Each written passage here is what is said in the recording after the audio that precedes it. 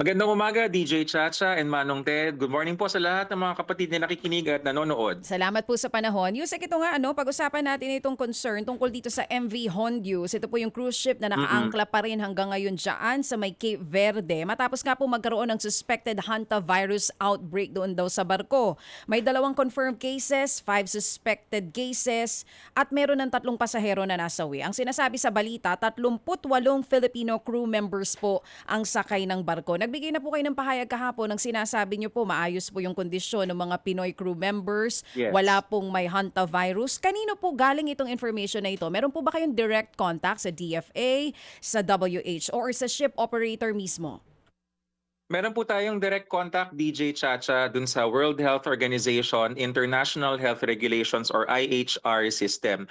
Para mabilis ko mapaliwanag, no, ang lahat po ng mga Ministry of Health, yung po ang international name ng Department of Health, ay nakalink doon sa WHO IHR. Oras na may balitang ganyan na kahit gaano kalaki, gaano kaliit, nakukuha namin yung mga reports at nakikita namin yung mga detalye.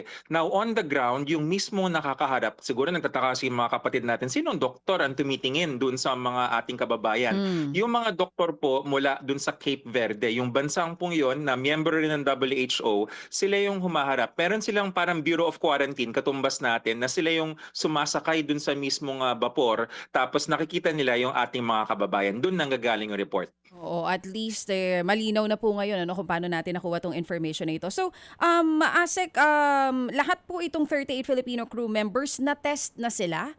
Kaya po na-confirm na wala sa kanila ang may virus?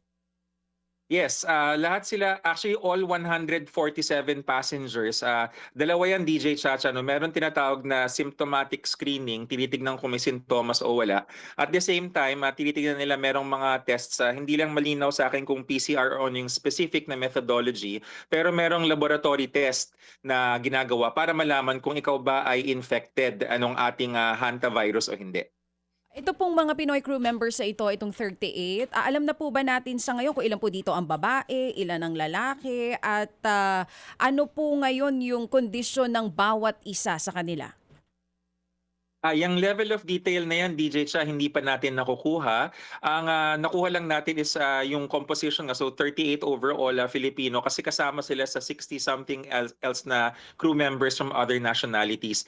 Na-monitor rin namin at nakausap namin ng Department of Migrant Workers na yun ring kumpanya, hindi ko lang maalala yung pangalan ng kumpanya ng mismong vessel, yung owner, ay Mm. sumulat officially sa ating DMW at nagpatunay sa kanilang perspective rin na yung 38 ay nasa mabuting kalagayan. Pero wala Oo. ring details dun sa breakdown. Oh, use kasi itong hantavirus pwede ang person to person, 'di ba, na pag-ahawa ng sakit.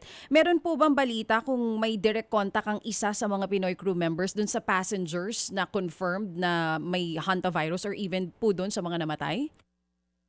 Based po dun sa report ng WHO IHR, ang ating mga kababayang 38 ay hindi nagkaroon ng contact. Yun pong nabalitaan natin na 3 nasawi, mga foreign nationals po sila. Kung di ako nagkakamali, yung index case, yung sinasabi case number 1 nila is Dutch na lalaki yata, tapos namatay siya. And then ang case number 2 is babae, yung asawa.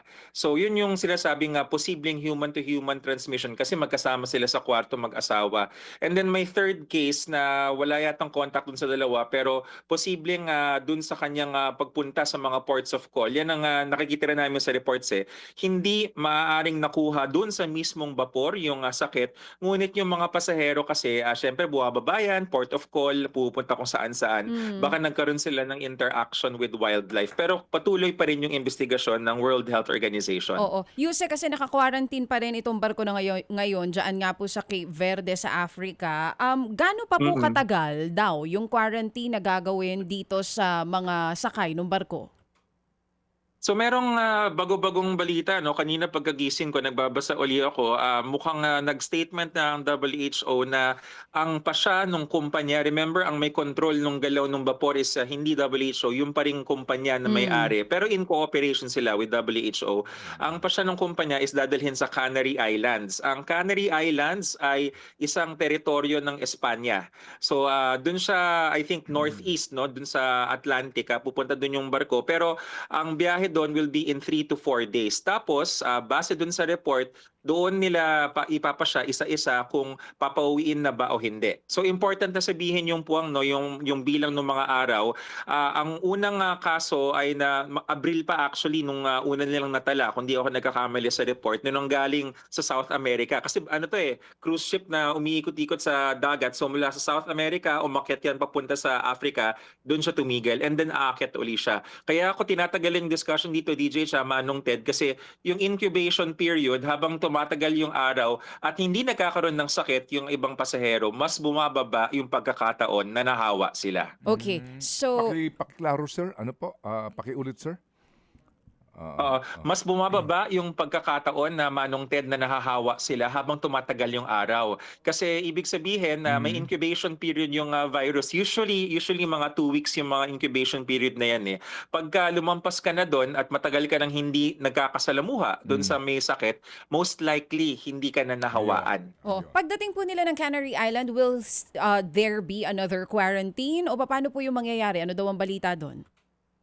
So yan po ay magiging pa siya naman dahil lilipat na tayo ng bansa mula sa Cape Verde, doon naman tayo sa Canary Islands na under Spanish administration. So yung mga Espanyol, ang kanilang Ministry of Health, Ministry de Salud nila, ang magde-decide kung ano ang gagawin doon sa lahat ng pasahero at saka crew ng ating vapor. Kasi kaya ako sinasabi to, hindi na kami makabigay ng categorical answer. Parang ano yan parang pasyente sa ospital, yung doktor na tumitingin, siya yung nagde-decide. Tapos kaming lahat na doktor sa ibang bansa, kumukuha lang kami ng information mula sa kanila. Oo, kung sakali po magdesisyon yung owner ng cruise ship na pauuwiin muna itong 38 Pinoy crew members, sila po ang gagasta dito, sila ang mag-aasikaso o may role pa po ba ang Philippine government dito? Paano po yun? Ay, hindi ko mabibigyan ng categorical answer kasi pang DMW yan. Pero ang huling usapan namin sa DMW is tinututukan nila yung matter na yan. Kumbaga, pang-other department na po ito, naunawaan po Opo. namin, USEC. Opo. USEC, balikan ko lang, para ho sa kaalaman, edukasyon ng ating mga kababayan. Ito pong hantavirus ay nakukuha sa mga daga. Yes. Okay, sige. So, yung daga na ililipat itong virus na ito na nakamamatay kapag hindi ito naagapan sa mga tao. Okay, sa pamamagitan po kaninyo, nung una pa, droppings, mga dumi, urine, Yes. o saliva. Opo, parang dito kapag may baha, anong tawag doon? Yung Lepto. leptospirosis. Parang ganun po ang pinanggagalingan, tama? Exactamente, Manong Ted. Pareho sila ng mode of transmission. Tama. Okay, sige.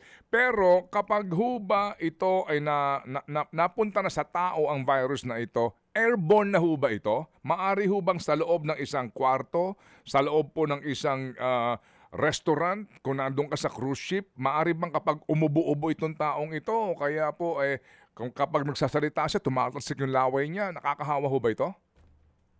So ang mode of transmission sa tao ay close contact, Manong Ted. And lilinawin ko meron kasing dalawang malalaking grupo ng hantavirus. Merong yung American and European variant kung tawagin natin, tas merong East Asian variant. Yung nakitaan na doon sa barko ay most likely yung American European variant kasi nandun sila sa bahagi ng mundong yun Yun yung mas mataas yung fatality rate, umaabot ng 50% ang pagkakataon ng pagkamatay. Kumpara naman dun sa East Asian variant, yun yung mas malapit sa atin na sa kapitbahay natin sa China, sa Korea, Japan, etc. Pero hindi pa nakakarating dito sa Pilipinas na mas mababa yung pagkakataon. Sa tanong mo, Manong Ted, hindi siya yung airborne na nasanay tayo na yung COVID na parang mapadaan ka lang, malanghap ka lang, hindi po. Kailangan meron kang prolonged close contact. Kaya yung case number 1 saka case number 2 dun sa barkong ito ay mag-asawa na natulog pa. Siyempre mag-asawa, magkasama Opo. sa isang kwarto. Opo. Ngayon, ang symptoms nito ay parang trangkaso din, di ho ba? Parang ano rin siya, magkahawig sila sa dengue, sa lepto. Mm. ah, Mm. ano to mo, lagnat, pananakit Opo. ng katawan, yung mga malatrangkasong sakit, ganun yung flu-like yung dating niya. Kaya nga sabi na nag-uusap kami ng mga clinician experts, sabi nga nila is, sa totoo lang, ang makakasabi kung ito ay hanta o hindi ay, number one, kung meron kang history of exposure, kung may biyahe ka sa labas, nanggaling ka dun sa barko, sa etc. Or number two, kung matesting ka at makita na meron ka nung mismong virus. Okay. Meron ho bang mga asymptomatic dito na naman? Yun ho bang wala ka nararamdaman pero carrier ka pala ng virus and then nag-close contact kayo ng tao na ilipat mo yung virus sa kanya pero ikaw asymptomatic? Base dun sa kaalaman natin sa hantavirus, maikli or absent, yun yung sinasabi na parang asymptomatic stage. Tama yung sabi mo, Manong Ted, no? Wala tayong nakikitang ganong behavior. Importante yan. Maraming salamat na tanong mo yan, Manong Ted, no? Kasi yung nakakatakot din sa COVID noon is hindi mo alam na nakakahawa pala tas naglalakad-lakad sa paligid. Hindi ganon yung nangyayari dito. Mabilis, relatively, yung kanyang development ng symptoms. Okay, kumbaga kapag ikaw tinamaan nito, hindi ka na mamamasyal pa, hindi ka lalakad-lakad, 'di ba? Kumbaga meron ka na kaagad ang pakiramdam mo gusto mo na humiga. Yes, yes. And then and tandaan natin sa ngayon ang main mode of transmission pa rin na malakas is mula dun sa dumi, ihi, laway nung daga papunta sa tao, zoonotic. Yung human to human rare pa rin 'yan. Okay, sige po. So sir, Doc, ano pong ang advisory ngayon ng WHO sa ating pong kagawaran sa usapin po ng mga paparating na mga tao, no? Pilipino man o hindi sa bansa, meron na ho bang mga sinasabi po ng mga dapat sundin na mga panuntunan o protocol? So wala pong advice ang WHO or ibig sabihin hindi sila nag-a-advise, hindi sila nagbibigay ng babala na mag-travel restrictions. Wala yan, number one. At bakit? Dahil Manong Ted, DJ Chacha, very isolated, no? Pag nakasakay dun sa vapor at hanggat hindi pinapababa at mahigpit yung mga bansa, ayaw nga talagang pababain, we can say na contained dun sa mismong ship na yon yung outbreak. At ngayon, ibig sabihin mo pinapabayaan sila. Hindi sila pinapabayaan na sumasakay yung mga medical authorities from Cape Verde and then later on pag lumipat na sa ibang bansa yung medical authorities noon na full PPE, ang mga gamot ay dinadala on board, doon sila ginagamot on board. Kaya ang sabi nga ng WHO, walang pangangailangan sa travel restrictions. Bagamat ganon, lagi namang handa ang ating Bureau of Quarantine all the same. Okay. Sa ngayon ho ba sa Pilipinas wala tayong active case nito? Wala po. Actually, even historically, Manong Ted, nag-uusap kami ng mga espesyalista kasi meron sila nabanggit na tinatawag na serologic surveillance. Ngayon, kaya ako pinapasok yun, na-monitor ko sa balita na may nagsabi na di umano, meron na daw dati. Noong nagkalinawan kami nila Dr. Solante, sabi ko, sir, ano po ba yung data na yan? Sabi niya, ay, serologic surveillance yan. Nagkaroon lang ng antibodies na hindi natin matutukoy kung nakuha ba ito sa Pilipinas or matagal nang nakuha sa ibang bansa, etc. And that was a long time ago, Manong Ted. But we have the technology and equipment to test this kind of virus. Yes po, yun po yung ating napaka-common na sa atin dahil nga sa COVID yung PCR, polymerase chain reaction. Karaniwan binabago lang po yung parang tawag namin yung primer, yun yung pinaka-barcode na sinasalang dun sa makina. Tapos babasahin ng makina yung body tissue or fluid samples at malalaman kung meron o wala. Okay, sige po. So kami po nagagalak, Doctor, na kayo po at very short notice ay naging available sa ating panayam para ho natin maiklaro itong balitang ito, and we are so glad to know na safe po ang ating mga tripulante na sakay po nito pong cruise ship na ito. You're always welcome, Manong Ted and GJ Chacha.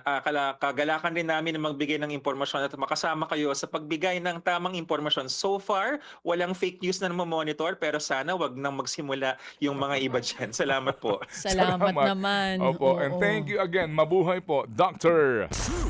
Albert Domingo, Undersecretary nga po at spokesperson ng Kagawaran ng Kalusugan. Praise God. Amen. Mga kapatid, patuloy po kayong tumutok sa 105.9 True FM para sa totoong balita, impormasyon, music, and entertainment. Mag-subscribe sa aming YouTube channel at podcast at sundan nyo kami sa Facebook, Instagram, X at TikTok sa True Network PH. Bisitahin din po ang aming official website, truefm.ph. At panoorin din kami sa True TV Signal Channel 19. Kami po ang 105.9 True FM. Laging true sa'yo, kapatid.